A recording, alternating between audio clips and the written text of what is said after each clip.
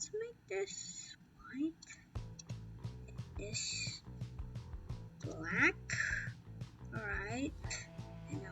Hello guys, and here's my opinion on Algodoo. So yeah. So here's one thing I like in Algodoo. Well, I'm gonna do half of what I like on Algodoo and the other half on what I don't have. Algodoo. Yeah. Anyways, here's first of all what I like about Algodoo. I've been playing Algodoo for like what? 4 months? And yeah, pretty dang long time. But one thing remains the same. That's because of its weak physics. And no, I do not mean the weak force.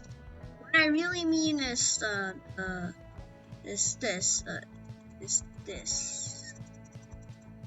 Okay, you still don't get it. What I mean is that, like, sometimes when you can put an object through the ground like this, yeah, and that is impossible in real life, you know. No, and this can have some annoying consequence. And I know this is just the nature of how laptops work. Maybe in like what, a few billion years we could have proper working physics engines. But for now, this is like the thing that kinda annoys you every once in a while. And yeah. And I'll show you an experiment here.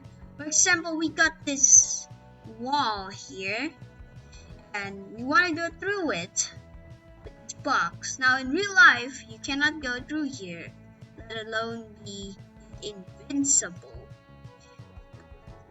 In real life, you can go through here by breaking the wall, but Algodoo has another solution.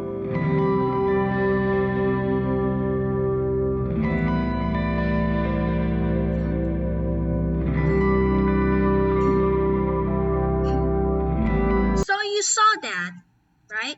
The cube in very slow motion, it looks like it's teleporting, you know, it goes from here to that and here to that. And in this between motion, this is like running at 60 hertz. That means like 60 frames per second, but like, you know, very slowed. It's still 60 frames per second, but it's like a simulation in 60 frames per second, but you slow everything, including the frame rates. So it's like what, 60,000 FPS? But yeah, quality is still pretty bad, and I don't know how to explain it. But in between comes between this position and this position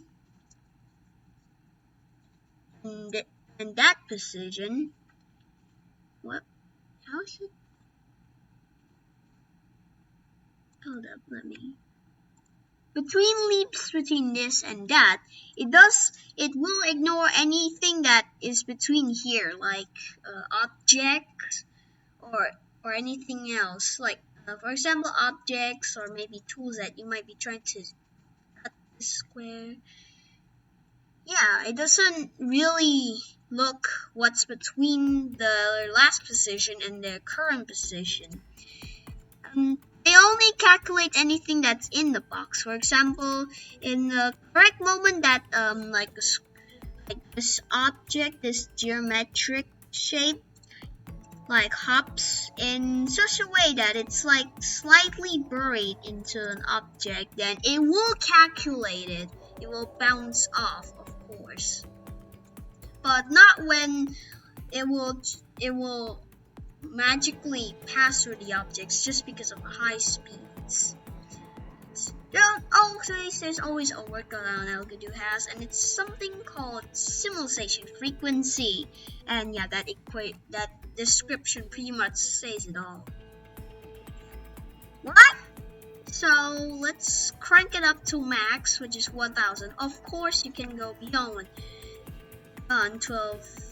Let's call it 1200. So let's say in the in the example, it was going at 9000 meters per second. And if we slow this, now you'll see that the teleportation is much smaller, and so it has less room for error. And, yeah, and you see, it goes through the box at the box. This will happen much more. This will happen. The thinner the box, the more likely it will just phase through the geometric shape. But now, it's time to talk about the things that I like in Algodoo. If I have money. The thing is, there's something in Algodoo called water, and that's in computer stuff, it's impossible to calculate water because water is a kind of thing in real life that we call a liquid. And liquids tend to act very individually. Here, for example, let's say that each one of them is a water atom, which is, if we look more closely, is a water molecule, or you can call it HCO. There's few things in some of them. And there's a few more of them. And here's a lot. Oh, Jesus. Yeah, but here's one problem with water. And that is, legs. And this is definitely where I will need my money to buy a better laptop.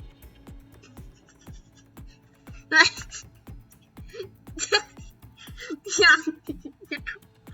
I can.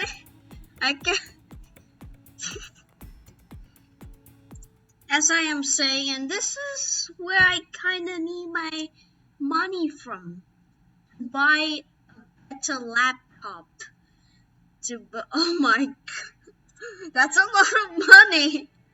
And yeah, I need like better Intel CPUs and GPUs. And then this will power my water physics. Not, there will be somebody out there who is currently working hard making a software that is better and can give you and has the ability to help you spawn more water without lagging the game too much. Unlike this one, which only lets you spawn like what? Well, as far from my laptop at default settings, it can handle 15, almost 16,000 particles at like what? 0, 1 frames, 5 frames? In a controlled setting where it's designed that I can handle more particles, I can handle twice of that and still 5 frames. And you can see it, and you can see everything at this in here. Oh, and not to mention, I have made like 225 scenes. Although there's that one time where my laptop just broke and I have to restart. I think I have like 800 scenes at that time, and then yeah, I got restarted. Maybe I have like 1000 scenes. I remember one of my oldest. I kind of remember. I only faintly remember my oldest scene, but that's like good old times, memories. Yeah, but now it's all gone from this very world, and yet the clouds keep moving on till I don't know. Oh, back to the video. The other thing I like is very realistic physics. It's taken, but One thing is that they didn't take to the extreme is aerodynamic. Sure, you can still fly a plane or make something that stays in the air by just picking a box and setting something to a very high thrust and there. Bye. Bye. Yeah, I've designed pretty advanced planes, but they still aren't enough, you know? They don't. Algodoo doesn't take air physics to extremes. It's like an object. Algodoo just finds its center of mass and then just applies to that. But of course, air, air physics will take then will take some effects in like um non-symmetrical objects like this. What does it kind of look like? A sand dune speeder or a star destroyer. Oh, and one thing I like is speed.